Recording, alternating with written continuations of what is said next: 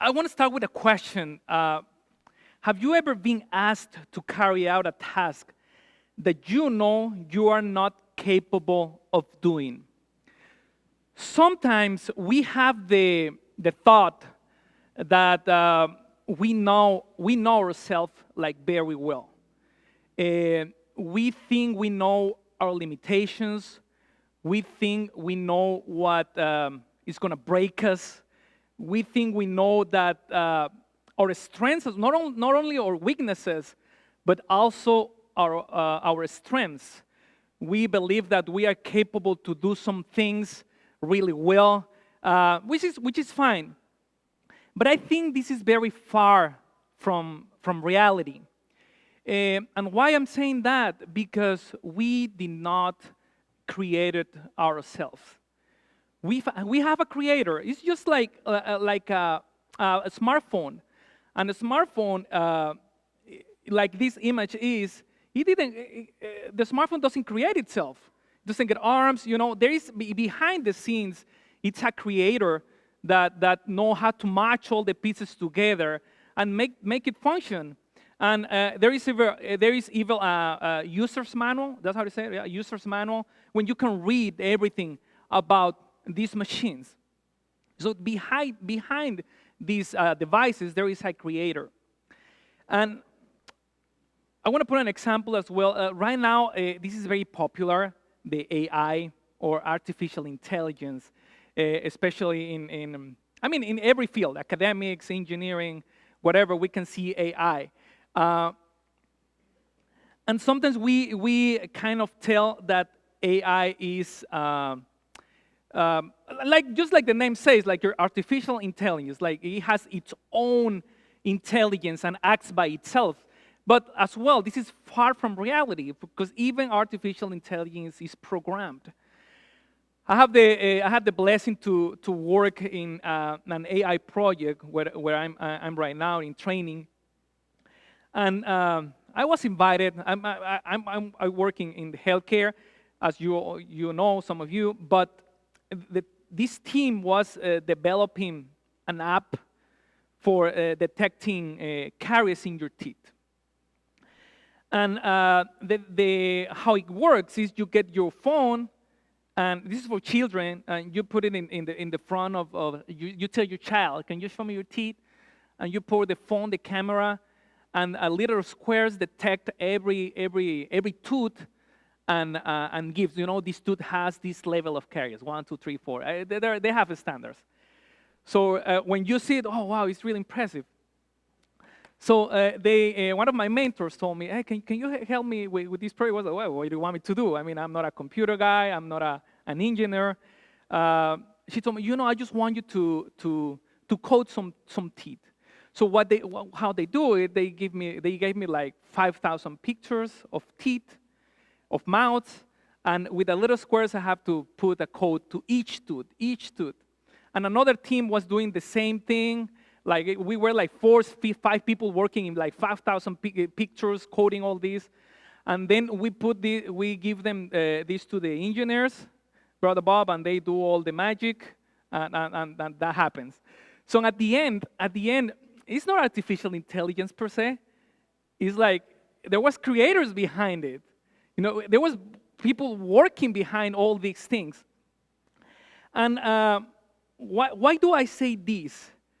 Or why do I put this example? Because we are God's creation. Just as Psalms 139 says, "For you form my inward parts. You cover me in my mother's womb." And therefore, God knows us better than anyone, even better than we know ourselves.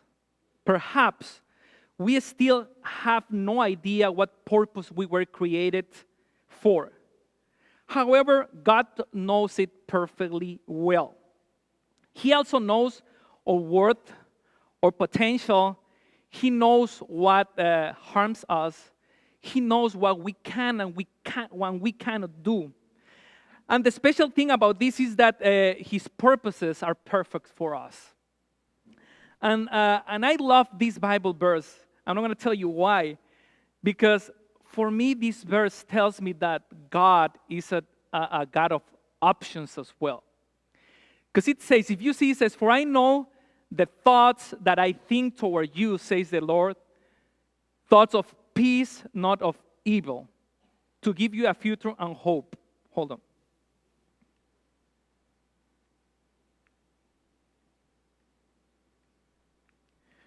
I'm trying to understand this pointer.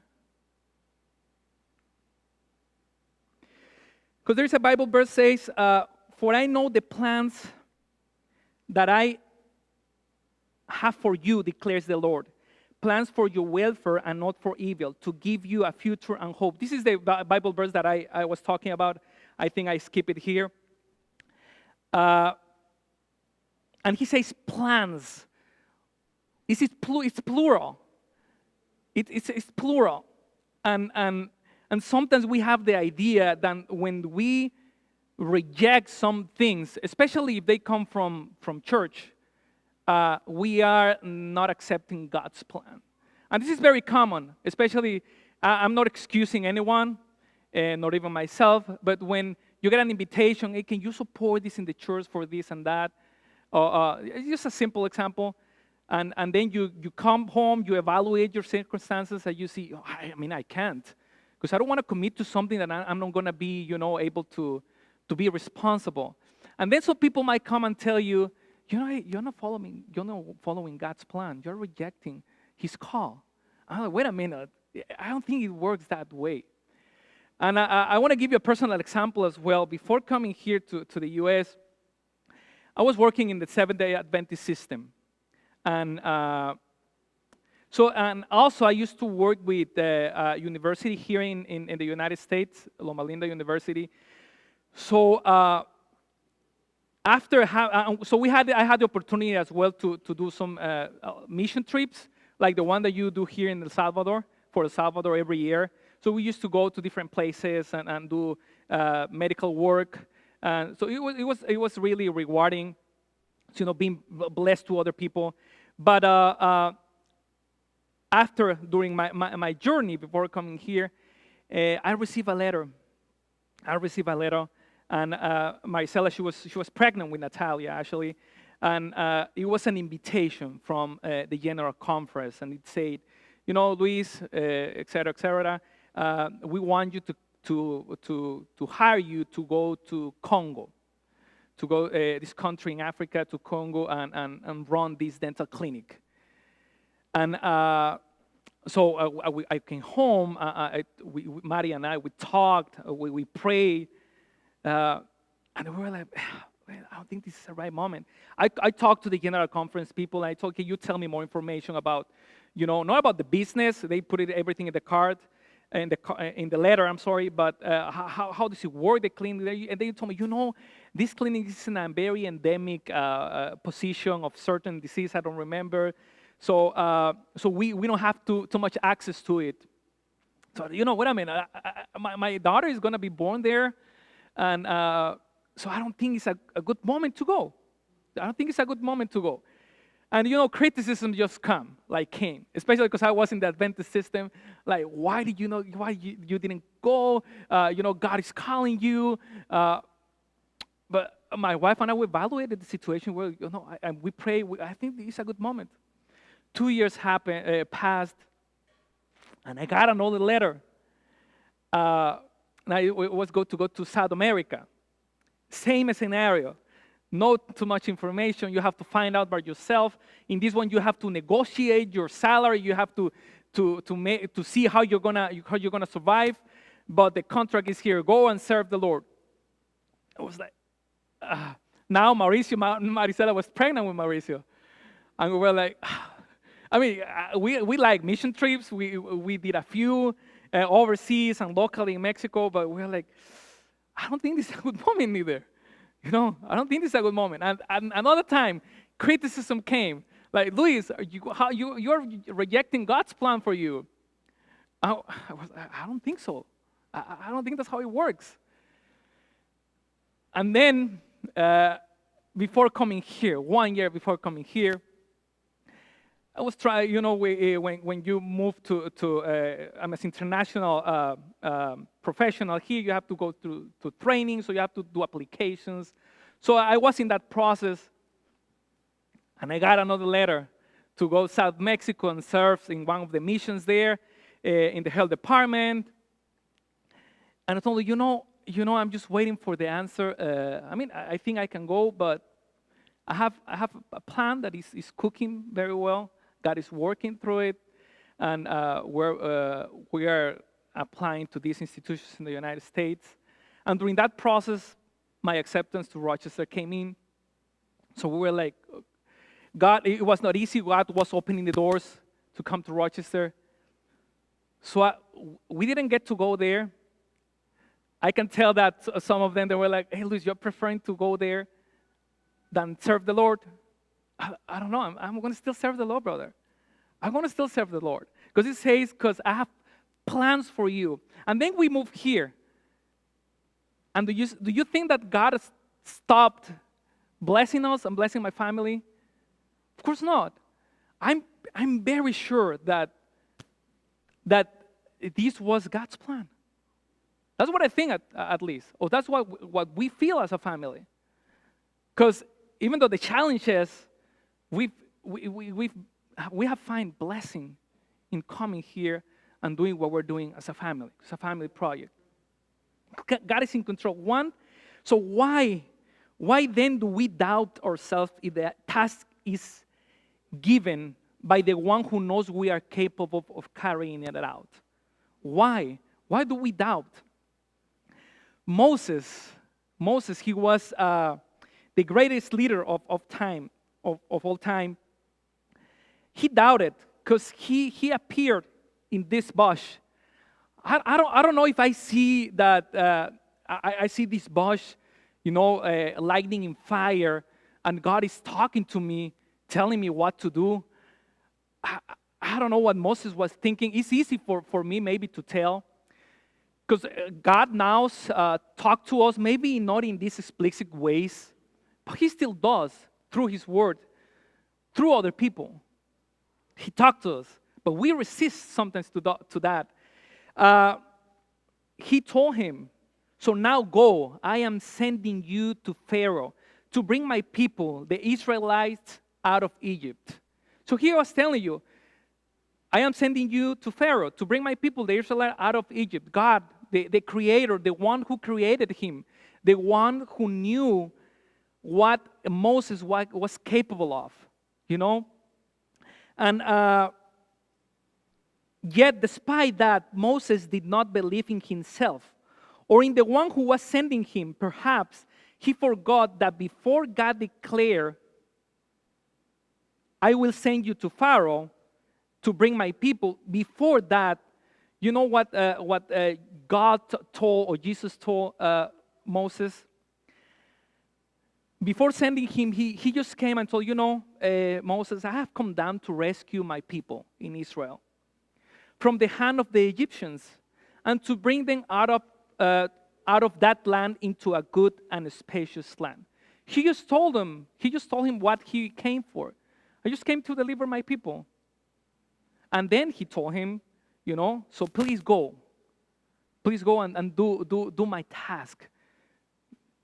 And even with this premise, Moses was not believing in himself. Why do we say that Moses did not believe in himself or in the one who was sending him? What was his answer to this call? He told God, who am I that I should go to Pharaoh and bring the Israelites out of Egypt? Like, who am I? He continued. He was the excuses one after another. What if they do not believe me or listen to me? Man, I think Moses was brave, telling God this, because he just told him, I came down because I'm going to deliver my people. I have never been eloquent, neither the past nor since you have spoken to your servant. I am slow of speech and tongue. I don't know, Moses, what was going on with him. Pardon your servant. I think this was one of the, you're going to sound a little harsh, but it was one of the worst excuses that he mentioned. Pardon your servant, Lord. Please send someone else. Like, you know what? I think I'm quitting. I don't think I'm able to do this. So it was many objections, many questioning towards God's plan. But what were the responses that God gave to Moses? He says, Moses, no, you don't have to worry. I got this. I will be with you. I will be with you. And he goes more. I will stretch out my hand and strike the Egyptians with all the wonders that I will perform among them. That's another thing that he has to. I think he was trying to inject some confidence to Moses, like, I'm going to be there. He also mentioned this statement. Who gave human beings their mouths? Like, who created you? Who put the voice in your voice box there, in your mouth, in your tongue? Who did? It's not the Lord? Like, it's not me? It's not me the one that gave you the capability of talking or speaking? And I don't know why Moses was so doubtful about the way he spoke, because he had like very nice training. He was in Egypt, one of the world predominant kingdoms of that time. He was like, he even had like army training, very high academic training, and he was still doubting about himself. God continued, I will help you speak and I will teach you what to say. So don't worry. I'm going to tell you what, I'm going to put the words in your mouth to talk to Pharaoh, to achieve what I just told you that I'm going to do. And he finishes, I will help you. I will help both of you, because his brother was here, and I will teach you what to do. I think here we can see God, the Creator, asking one of His creations to do a task which He strictly did not need him. Do you think God could do this without Moses? Of course, He could do it. He didn't need him, essentially. Besides that, Moses brought all this negativity, all these excuses, all these objections, resistance to acknowledge all the gifts and all the talents and all the tools that God provided him. So he was also not recognizing, because I think God calls us to be humble, and He says, do not think of yourself more highly than you ought, but rather think of yourself with sober judgment. I think He's inviting us to be humble,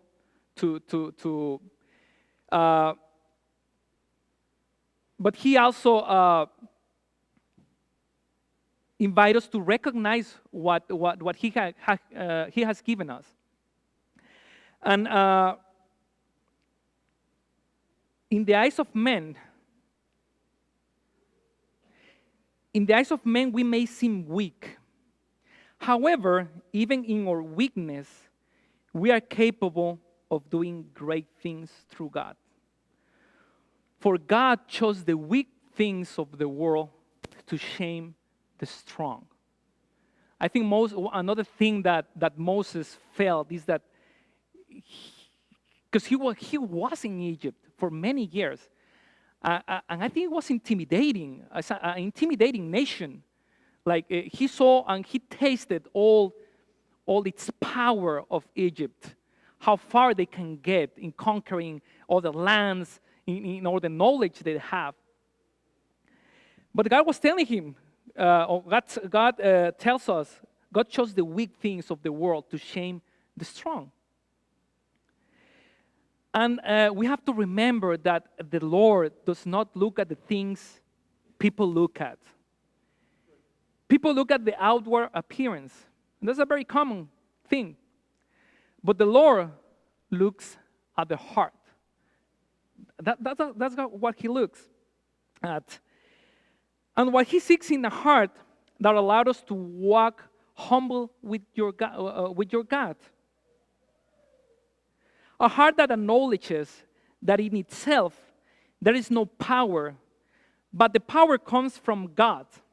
A heart that accepts His will in life. A heart that dedicates itself to God's purpose. A heart that recognizes God's gifts and talents, that acknowledge that I can do all things through Christ who strengthens me. It was this kind of heart. This is the kind of heart that God shaped in Moses. Even though all these behaviors that Moses was having, and sometimes maybe we can mirror this behavior as well. But Moses, despite not feeling capable of speaking before Pharaoh or leading Israel out of Egypt, he ended up guiding over 600,000 people through the desert. So apparently for Moses, he accepted this call from God, and he was successful. Man, he was successful. He, after all the plagues, all these situations that happened in Egypt, before getting out of Egypt, the Israel people from Israel. So he was successful. I think Moses was happy and walking through the desert. During the day, they have the cloud covering them. During the night, they have the column of fire. So, Moses, I think he was like, hey, we made it. God, thank you for this. But then what happened? They come to an end, and they see the Red Sea. And then they were like, probably Moses thought like, God, you brought me here. And now I have this Red Sea here in the front. What am I going to do? You brought me here.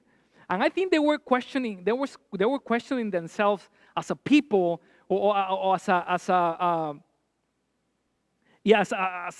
after they were delivered, not only because of the Red Sea in the front, but in the back, they had an army that was ready. They could see the dust of this army approaching them. So they were in the middle. They have the Red Sea on the front, and they have an army ready to kill them, to slaughter them in the back. And I think sometimes we face these Red Seas. I don't know what your Red Sea is. It could be anything. It could be, I think this is kind of very personalized thing. Maybe you're praying, you are like, you are hoping that these people, like this person that you love, these people in your family that you love, go back to Jesus. And you keep praying, you keep like, God, you brought me here, but I'm trapped here. That's your Red Sea. Or you have maybe a financial situation that is like bothering you. You don't know how you're going to do for the next months. And believe me, we all have I've been since we were here. I think sometimes my family, myself, and I, we've been between the Red Sea and the army in the back. Sometimes how we're gonna do, baby? Like we don't know what we're gonna do next year. And believe me, we get deliverance. God is there.